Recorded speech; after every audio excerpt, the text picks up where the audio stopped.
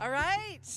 So you guys are meeting my band of brothers today, the guys that I call on and the ladies that I call on when I need help. And we talked earlier about doing two things. One is we're going to ask for the support and we're going to receive it. And I'm going to introduce you to an individual who I have been working with every week for the last year, and I've been coaching with, and his name is Chris Wise. And I'm going to share with you a couple little stories. We went through some really challenging experiences, and there was a couple times where I'm on the phone with him and in tears, and I don't know how I'm going to get through this. I don't know how I'm going to be able to move forward. And instead of going into the tactical, which is what we started working on initially, and that's organizational and development with the team, we went to a different place.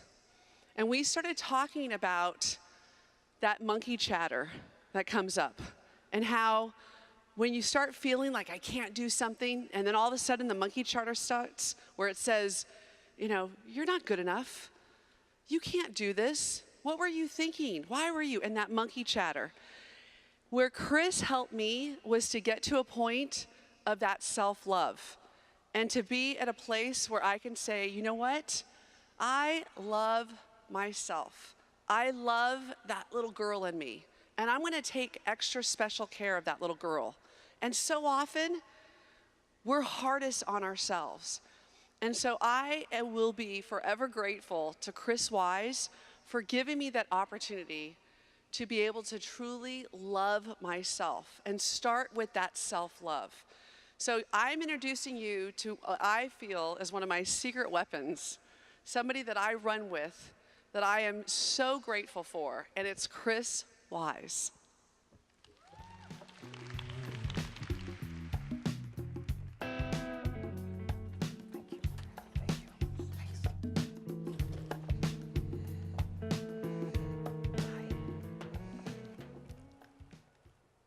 I'm laying on the cold, hard concrete.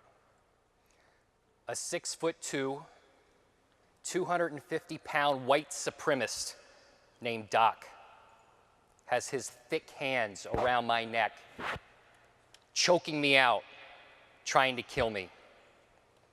And right before I black out, how I ended up here flashes before my eyes.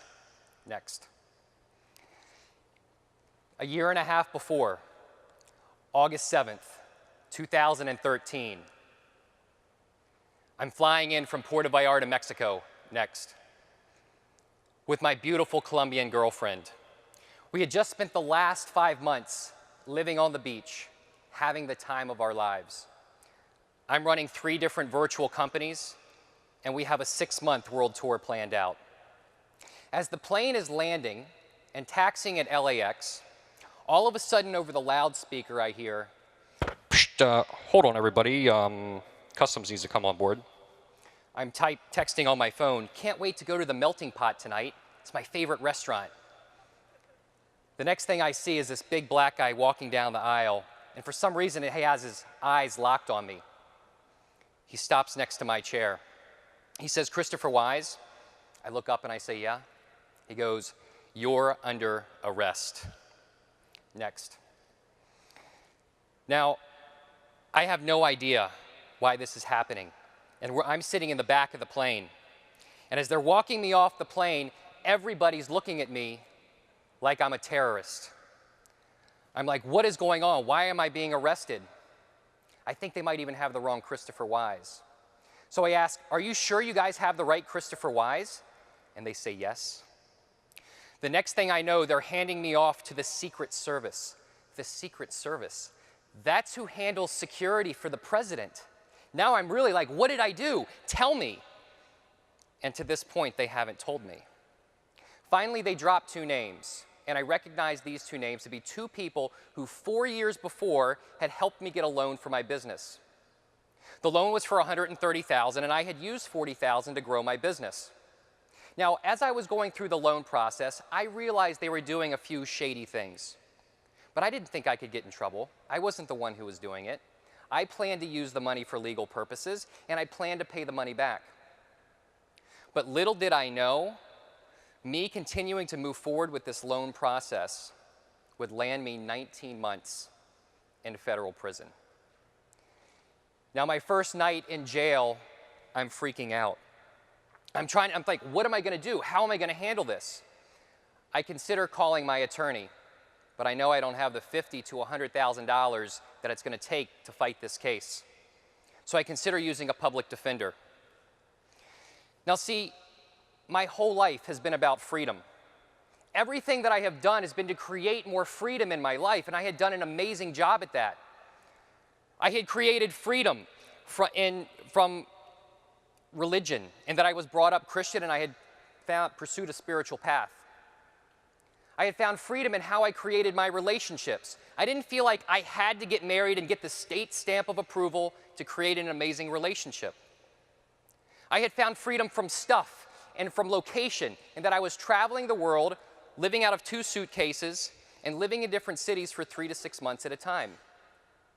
And I felt like I had financial freedom, and that I was running 3 different companies, and I felt in control of my financial destiny. And even though I had all of this freedom, I still didn't feel free. See, in order for me to feel free, life had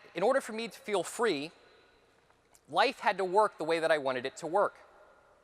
And when it didn't, I felt sad, angry, upset. So I saw control as the answer. I had to be in control of my life. And this is what I wasn't free from. In essence, I was codependent on life. In order for me to feel the way that I wanted to, life had to work the way that I wanted it to. And now I find myself in a place, all of my freedom's taken away, and I'm completely out of control.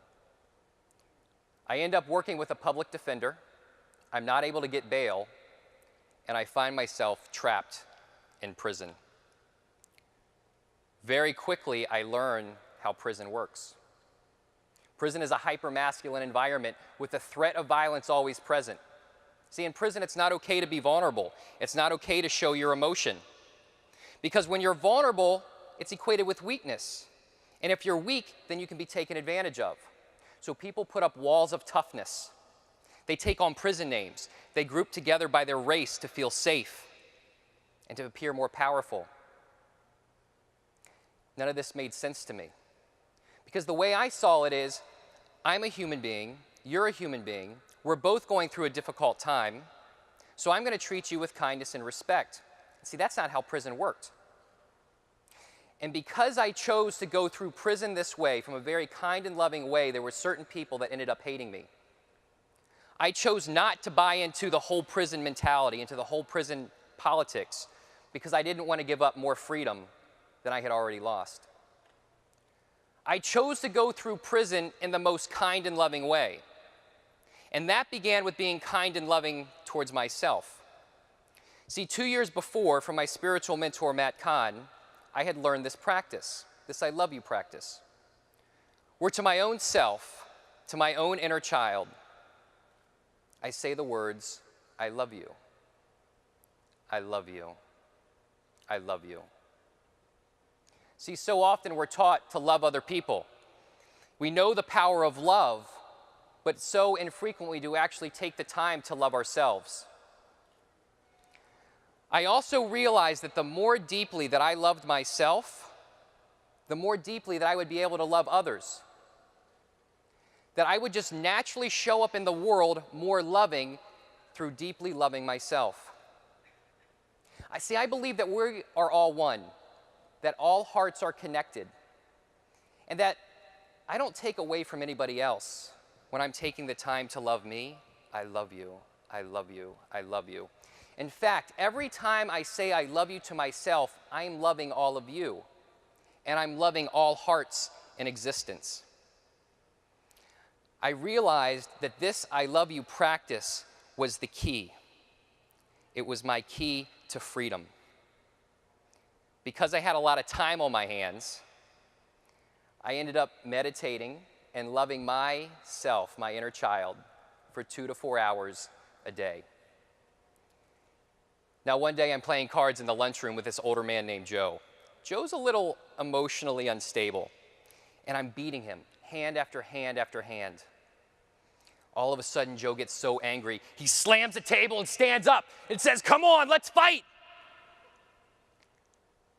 Now, I had visualized a moment like this happening because in my cell, one day I was meditating and loving my inner child. I thought, well, what would I do if somebody tried to fight me? Because I had made the decision to go through prison in the most kind and loving way. I had also chosen not to respond to violence with violence. So I thought, I wonder what would happen if I responded with, "I love you." Now, this decision didn't come from a place of weakness because I had had a lot of martial arts and Krav Maga training. This idea came from a place of deep internal strength. So I thought, I wonder what would happen, and sheer curiosity. So here I am in the lunchroom, Joe's saying, "Come on, let's fight." I stand up, I look him in the eyes, and I say, "I love you. I love you." And not a weak or a soft "I love you," but an "I love you" with teeth. All of a sudden, Joe's facial composure changes. He looks lost and confused at deer in headlights. He turns and walks away. It was the most incredible thing I'd ever seen.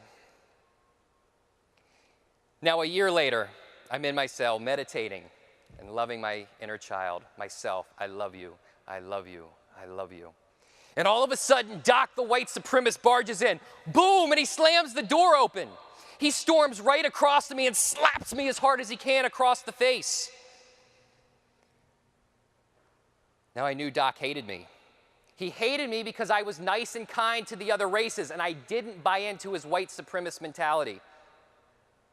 I get down into a meditative type of pose, and I put my hands up, and I say, "I don't want to fight." He goes, "Get up." I say, "No." The next thing I know, he's jumping down on top of me, choking me out. I black out. When I come to, I see him coming back down, trying to punch me, but I knew how to defend myself. So I put up my guard, and he wasn't able to get through my guard, and he backs away out of frustration. Inside, I'm saying, "I love you, I love you, I love you." And now the voice of my intuition says, "Say it loud enough, and say it so that he can hear you." And I say, "I love you." He gets so angry, he picks up this plastic wrap pastry treat that was on my bed and throws it at me. He says, "This isn't any fucking Buddhist meditation retreat." And I say, "It is for me." This was my defining moment in prison. It was terrifying. I didn't know how it was going to end, but I responded to violence with love.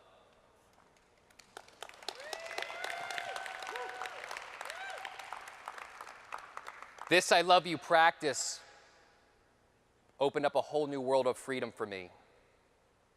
See, on the outside, my life is falling apart. I'm feeling fear, sadness, loneliness, boredom, upset. I lose my business, I lose friends, I lose my reputation, I lose the love of my life. And all this emotion is coming up. And at first, I'm not able to feel all of this emotion. But the more deeply I love myself, I love you, I love you, I love you, I begin to feel safe in my body, safe in one of the most violent and unsafe places I've ever been. And as I begin to feel safe in my body, I make these emotions, I begin to fully feel all of these emotions. And I realize I have a lifetime of unfelt emotion. See, I had bought into the whole personal development and positive mental attitude paradigms. And those paradigms, while they can be amazing in many ways, also taught me that it's not okay to feel negative emotions. And that I need to control my thinking so I can control my emotions, so that I can be in control of my actions, so that I can create the life of my dreams, so that I can have freedom. And I had done that. But along the way, I had created for myself a prison of control. And I wasn't truly free. And so as I begin to fully feel all of these different emotions, I make friends with fear. And fear became an obstacle where fear was no longer an obstacle to overcome. I made friends with sadness to where sadness was no longer something to be avoided. I made friends with loneliness, and loneliness became a bridge to oneness. I made friends with boredom, and boredom became a state of bliss. And at one moment in my cell when I was meditating, I saw all of these different emotions come together in this beautiful multi-fabric blanket of love. And each emotion was a different color, and each emotion was next to it. And in that moment, as if love was speaking directly to me, love revealed to me two profound things. One, that all emotions are part of this fabric of love. And the second thing is the purpose of every emotion.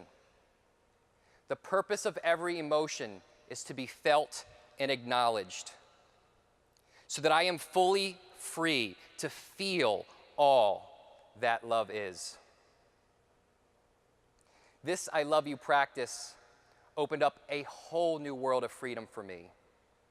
I love you, I love you, I love you. Through this practice, I found freedom in prison. The good news is that you don't have to go to prison to find this same level of freedom. But like me, you may feel like, even though you may have a great life, you may feel like there's some sort of prison that you're in. This I love you practice is the key. It's the key to loving yourself so deeply so that you can fully feel all the emotions that are there to be felt and to free from whatever prison you might find yourself in, like I was. So I'd like to invite you with me right now, if you will, to use this key. Let's use this key right now together. So if you would, go ahead and put your hand on your heart and close your eyes and just repeat after me out loud. I love you. I love you. I love you. I love you. I love you so much. And in this way, you begin to become the source of your own love so that you can end the codependency cycle on life, so that you no longer have to rely on other people or events and circumstances to give you the love that you so deeply desire, so that whatever comes your way that you can receive as a gift, so that you can be fully free to be with life just as it is. See, only you can love you in all the unique ways that you desire to be loved. And only you can love you exactly as you deserve to be loved. I love you, and I would love to stay connected with you. There's so many more insights that I would like to share with you from my prison experience. So if you would like to stay connected, if you text CONNECT to the number on the screen, 646-495-9867. If you'd like, we can stay connected. I'll share with you my contact information. I'll also provide you an extended interview where I go in depth on my prison experience, where I talk about some more of the other crazy things that happened, what prison was like, and some other really deep insights that I think would profoundly impact you. I'll also notify you when I release my book, The Evolution of the Alpha Male, which will make an amazing gift for the man in your life. If there's one thing that I would like you to remember from our time today, in fact, I want you to remember this forever. It's to take time every day to love you. To your own inner child, say, I love you. I love you. I love you. Thank you. Thank you. Thank you. Thank you. Thank you. Thank you.